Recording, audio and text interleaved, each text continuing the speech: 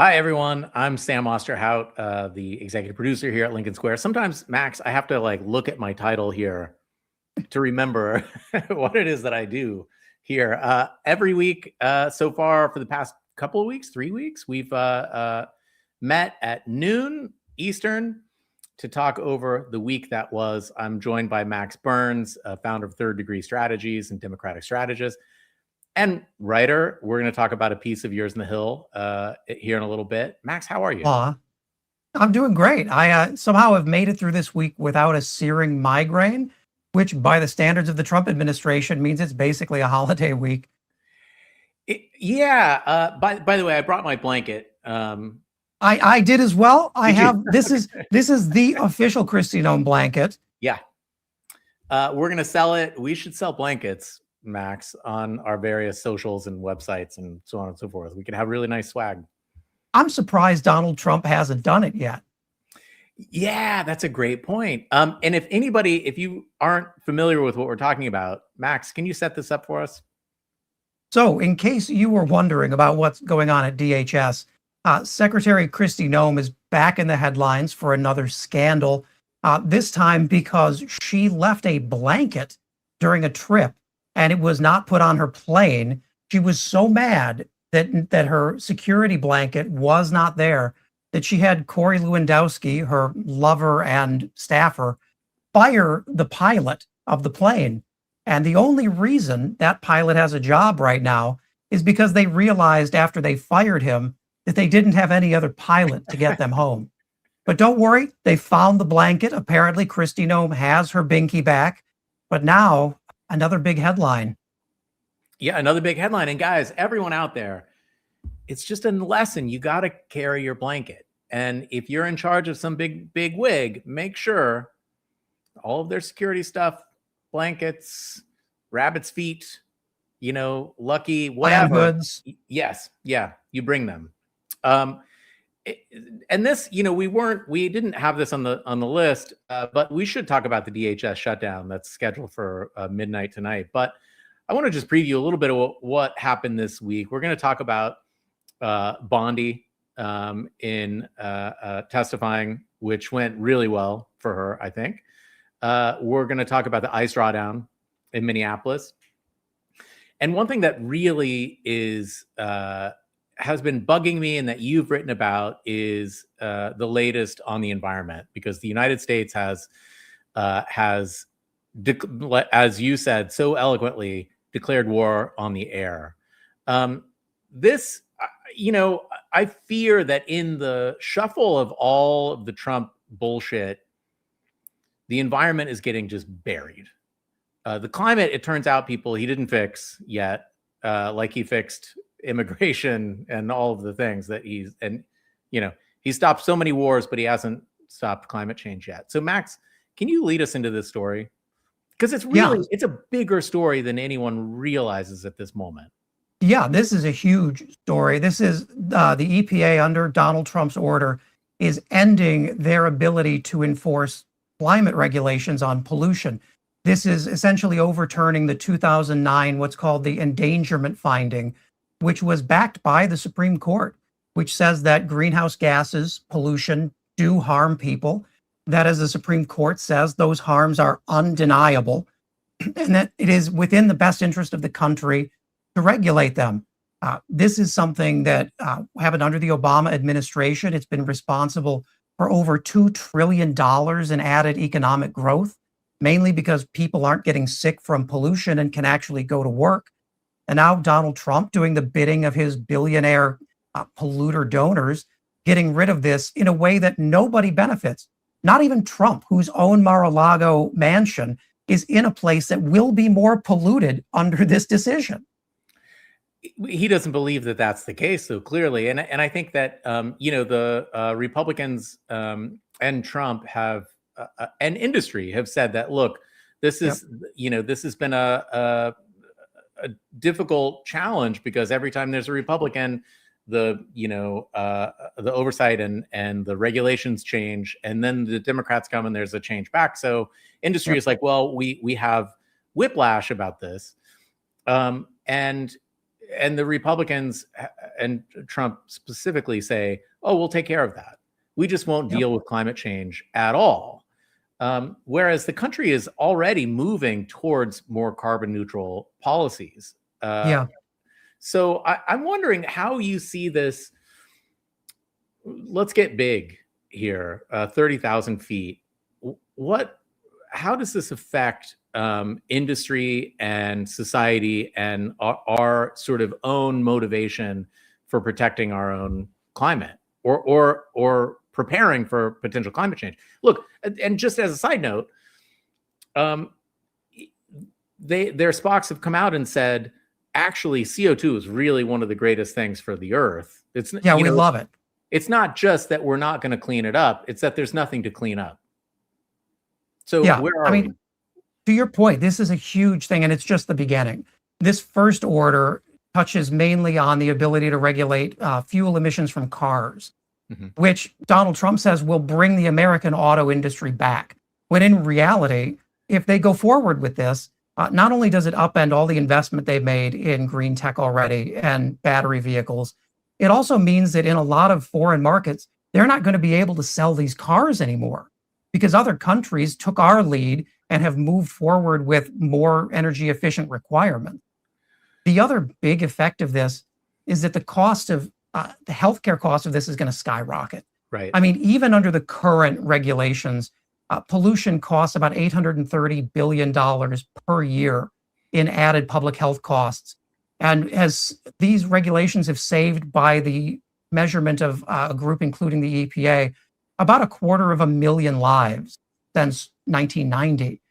That's all going away at the same time as healthcare costs for Americans are going up because there are no more ACA subsidies. So you're looking at red states specifically, where there's a lot of heavy industry, suddenly having a lot more people who are getting a lot sicker. And they're not going to have money to buy these cars. No, and I think this is another issue that is it's so fascinating because climate and health-related climate problems, climate-related health problems affect disproportionately Black and brown populations and lower income populations because because they have less political capital and less ability to stop power plants from polluting in their own backyards, right? First of all, I don't think polluters are going to just, throw a huge pollution party and decide that now they're going to just be as messy as they can possibly be. I still think we're on an upward trajectory. Maybe that upward trajectory towards carbon neutral is slowed significantly. However, when people of means, and particularly white people in white neighborhoods or white communities, start getting sick from industrial pollutants, that's not going to fare well with anybody. It is, it's it's a very similar thing as ICE in the streets. Suddenly they start killing white people and white people get really upset about it. Black and brown people have experienced this for centuries, right? Trump, I wonder how this, if you think the EPA situation and our unwillingness to combat climate change, is that going to have any electoral impacts for the Republicans, or is anybody paying attention? Yeah, this is one of the most interesting areas of this that hasn't been talked about at all. Is that unlike in 1990, when climate was sort of this goofy, radical left Al Gore thing, we have a new poll out that shows 65% of Americans across party lines make the connection between the climate crisis and the rising cost of things that they buy at the grocery store. Right. So it's not just an academic issue of the ice caps are going to melt and seas are going to rise. It's voters saying, these policies that Donald Trump is putting in are making my groceries more expensive because there are fewer places you can grow them. And the people who can grow them are charging more. So this is a real opportunity. And we saw this with Abigail Spanberger in the Virginia election, talking about climate in Norfolk on the coast and saying, forget all the 100 years temperatures will go up 2 Celsius. This is making your life more expensive now. And just imagine when you start to get sick from it and have even less money to spend on this stuff. And helping voters make that connection has been massive for Democrats. It's something they're finally figuring out how to do. And they're realizing that climate is an affordability argument. Yeah, well, so let's talk about affordability, because the economy is whatever it's doing, people don't love it, right? And even at this point, something you brought up earlier before the show, even affluent people are feeling the effects of this. So even Americans with higher incomes are starting to fall behind on their payments. And Max, what does this look like for higher income Americans? Well, this is Donald Trump's golden age. Welcome. We've got data out from the Wall Street Journal, certainly by no means a left-wing publication, showing that now even wealthier Americans are falling behind on their mortgages. They're falling behind on car payments. The delinquency rate for their bills has gone up. And this is among Americans who previously sort of felt immune to this, that this was something that, lower income poor people struggled with.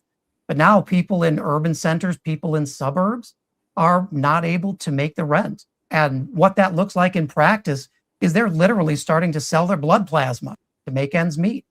I mean, what kind of golden age is it where you are selling your blood to keep a roof over your head? This is not the life a lot of these families thought they would be leading right now, and they are furious. Yeah, plasma is not an asset that you thought you needed to save up for a rainy day, right? Yeah.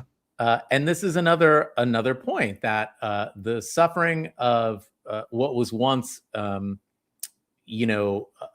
monopolized by the, lesser, the people who have less in our society, they owned that kind of suffering. Now it's spreading more broadly. I'm wondering about how that ripples out into the midterms now. I mean, these are the people that Republicans need to hold. I mean, this is disproportionately happening in suburbs that have like an R+2, R+4 angle to them. And more importantly than that, it's people who have been told their entire life and who have internalized, this can't happen to me. I went to college, I went to grad school, I made the right choices. I have a home, I have a retirement fund. How am I in a community now where there are 4 blood plasma centers that opened in the last year? How am I in a place where I have to decide whether I give my kid medicine because the ACA subsidies are gone, or whether we buy groceries that climate change has made more expensive? These people aren't used to feeling afraid. And poll after poll after poll shows that they blame Republicans for this. Good, it's their fault. They should. And these Republicans running in 2026 are terrified of this. It's all you hear on Capitol Hill is, what are we going to do to address this? And Donald Trump doesn't have an answer. Yeah, I mean, look, there's some talk, I can't remember the rep, but a Florida rep is considering quitting today, which would make a virtual tie, right, in the House. Yep. It is abandoning this ship because it's definitely absolutely sinking. And speaking of sinking ships, another thing that happened this week was Bondi.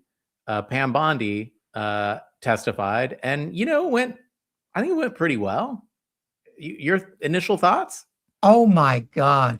I saw someone said her name should be Pam Bondi because she did so poorly. I mean, what I can't understand here is they must have known she was unprepared, right? They gave her big binders of opposition research to use in case she got cornered. And she couldn't even remember what pages the opposition research were on. Like, I have never seen someone in government testifying so confused about why they were there. And just the visual as well. I mean, the Epstein victims behind her standing and her refusing to look at them. That's an image that I would not be surprised if that wins a Pulitzer Prize. That will live on for decades as a sign of how little Republicans care. We have a clip. Let's roll that clip. The Dow is over $50,000. I don't know why you're laughing. You're a great stock trader, as I hear, Raskin. The Dow is over 50,000 right now. The S&P at almost 7,000. And the NASDAQ smashing records. Americans' 401ks and retirement savings are booming. That's what we should be talking about. We should be talking about making Americans safe. We should be talking about, what does a Dow have to do with anything? That's what they just asked. Are you kidding? Mr. Jordan, Mr. Jordan, Committee will be in order. Mr. Jordan, am I going to get an extra 45 seconds added to my time? The committee will be in order. The time belongs to the gentleman from Texas. Ms. Bondi, the Attorney General can respond. Thank you. The Dow has shattered 50,000 for the first time. This is crazy. They said it couldn't be done in 4 years, yet President Trump has done it in 1 year. Well, that's great. As we know, the Attorney General tasked with handling the stock market. Fantastic. Yeah, it's a good. I thought Rubio was in charge of the stock market. He's in charge of everything else. I wonder, I saw this and I felt like this is the perfect distillation of this whole administration, right? It is someone striking out in a way that they imagine visually everyone loves, but in fact, no one loves, right? Yeah. And Trump's policies follow this. Nobody loves what Trump's doing. They don't love ICE. They don't love tariffs. I mean, even the House, voted down his Canada tariffs this week. They just don't love it, but they continue to say everyone does love it. This, it reminds me of this little piece as well. I said, I'm not scared of a germ. I used to snort cocaine off of toilet seats. And I know this disease. Cool. Great. Love it. Make America healthy again. Yeah. So do you think this stuff is breaking through? And I know that Democrats have said, wow, the Bondi hearing really gave us a boost for the midterms. Do you think that's right? Yeah, the Bondi stuff is embarrassing. I mean, what else was she going to say? Like, guys, I'm trying really hard to prosecute the president's enemies, but I'm too incompetent to even do that. I mean, the scary thing about what she said about the Dow is that was in response to a question about why she hasn't been more forthright in sharing the Epstein files. Right. And she apparently thinks there's some law that if the Dow is above 50,000, we don't have to care about pedophiles anymore. It's so out of touch. And it broke through in entertainment media. It broke through on Twitter. I mean, people who never watch a congressional hearing were sharing that clip. It is one of the craziest defenses of pedophilia I've ever heard in my life. I mean, well, when you put it that way, yeah, and that's exactly what it was. The image, and I don't know if we have that image, but the image of the survivor standing up that you mentioned earlier and her doing this, it was willful ignorance. And I think about this a lot when it comes to her questioning over Preddy, over Renee Good.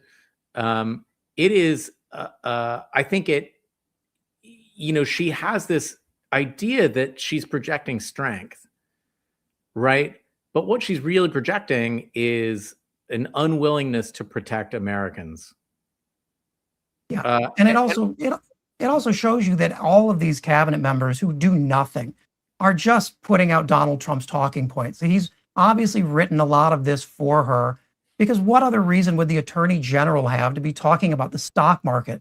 It's because it matters to Donald Trump, and you just say what Donald Trump wants you to say. You don't even try to do the job anymore. Right. I want to just say, everyone in the chat, hello. If you have questions, put them in the chat. We would love to take questions. And for that matter, I would love, Max, and I if you are available next week to do this again, just as a side note, we'll get to more news in a second. I would love to get audience questions. If you have audio questions, if you want to call in, we'll put some details in the write-up of this post afterwards. Would love to hear your voice out there on all of these things. So we have EPA, the environment's going to shit. They're ignoring that. Bondi is ignoring Epstein survivors and victims of ICE, but there is an ICE drawdown in Minneapolis. Homan has announced that their mission has been accomplished apparently, and they are stopping the surge in Minneapolis. What do you make of this? Good, long overdue. And I know Senate Democrats are sort of patting themselves on the back here too, Sure. because they are effectively forcing a DHS shutdown. They're not going to fund ICE anymore. And that's important. Like, I'm not taking away from them. That's really important. But we can't forget that the reason this is happening is people on the ground in Minneapolis, regular people, came out and marched at great risk to their own safety and made clear that this was not something they were going to tolerate, and really forced the hand of the government. I mean, this is another example of where the people have come out and won, and we really need to celebrate that. I think that's right. I'm also, when they withdrew the 700 ICE agents a couple of weeks ago, there was some jubilation in the beginning until everyone realized that there's still a massive force built up in Minneapolis, and they're still doing all the same stuff. So how should we be tempering our enthusiasm about this particular drawdown? I mean, because, and let me just make this point, the mission remains the same, right? Remove, in some, if you believe some memes coming out of the administration, 100 million people. There aren't 100 million immigrants or, illegal immigrants nonetheless. Remove those people, terrorize blue cities, enact some sort of chaos in the street. The mission is still the same. How do we temper our enthusiasm about this particular drawdown? Yeah, I mean, until ICE is brought under control, the question is, where do these people go next? All these people are moved out of Minneapolis. Where are they headed? And the good thing is Greg Bovino's gone. He's off getting thrown out of bars in Las Vegas now. But Tom Homan is not an improvement. He is just as extreme. He's just not as drunk. And it makes it easier to hide what he's doing. This is something where now it falls to Congress, right, to rein in ICE, either by restraining the money they have until they get some compromises, or by having states actually stand up and oppose, like Minnesota did, and like Illinois did, and like New York and Virginia are doing, until there is no place where they're welcome. That's how far down the hole we are. Yeah, I want to play this clip from Homan real quick because it kind of speaks to this. We have it. There we go. ICE is a legitimate federal law enforcement agency. We're not out scouring the streets to disappear people or deny people their civil rights or due process.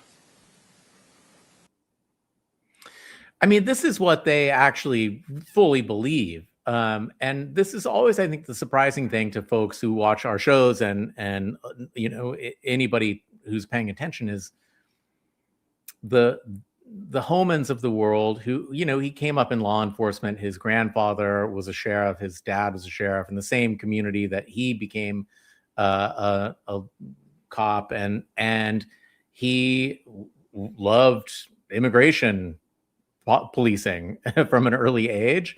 And he's, there's every sense that he believes he's really doing the Lord's work here. And coincidentally, this is a side note, does he sound like an old-fashioned old guy? Like, does he sound like some old guy out of the 40s or 50s? Yeah, he's definitely got that aesthetic, and he's trying to be the no drama, like, cool it down person, but he's extreme. Like, listen, my dad's a cop. It's a shame that he's using good cops as excuses to be a lunatic about this, to let people go out in masks without any identification and beat people, American citizens and immigrants alike, and then to say this is a legitimate law enforcement agency. If what you're doing is legitimate, you don't need to say that. It's clear from the way you serve the public. The public doesn't feel served. It's not Democrats who led this opposition. It's regular people on the ground in blue states and in red states. And they can pretend and ignore that all they want. Those people get to vote in November. We hope. Yeah, I mean, absolutely. We can talk a little bit about ICE at polling sites, but I kind of want to go back to the DHS situation because that shutdown is looming and it's not getting a ton of press. It's not a normal timeline, and it is arguably a small shutdown. It's a very small section of our government, something like 3% of the total government will shut down at midnight tonight. But that 3% is pretty essential.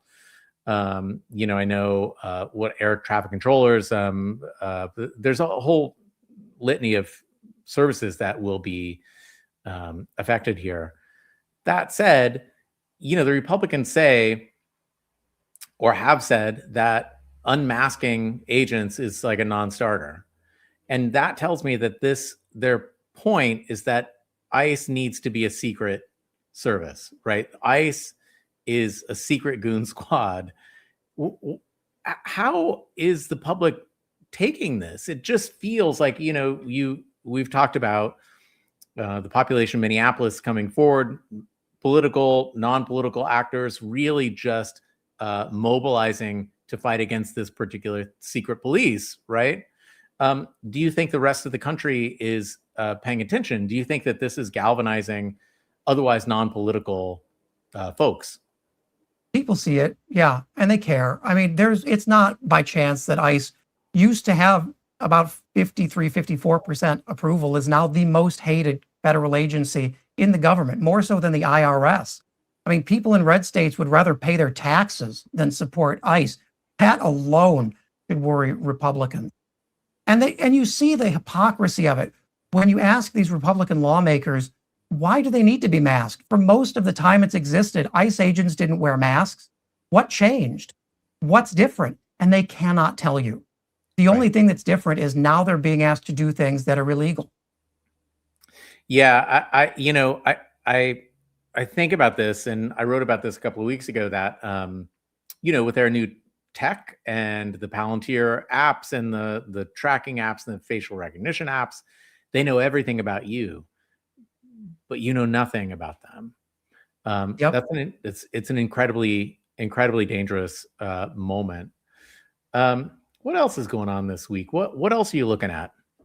Well, I'll tell you, on ICE, we're running into now, Trump is finding the same problem with ICE that the old Roman emperors did with the Praetorian Guard. Is we're seeing, Ken Klippenstein was reporting this week, a lot of new ICE recruits are complaining they haven't been paid. They haven't got their bonuses yet. Things are in disarray and they're just quitting. And this is why you have to pay the troops. If you're going to run a secret police, you got to make sure the paycheck's clear, because they know a lot of bad things about what they've been asked to do. And they're clearly happy to talk when they can't afford to pay their rent. Yeah, I mean, these aren't the best of the best, right? Right. So of course they're going to talk.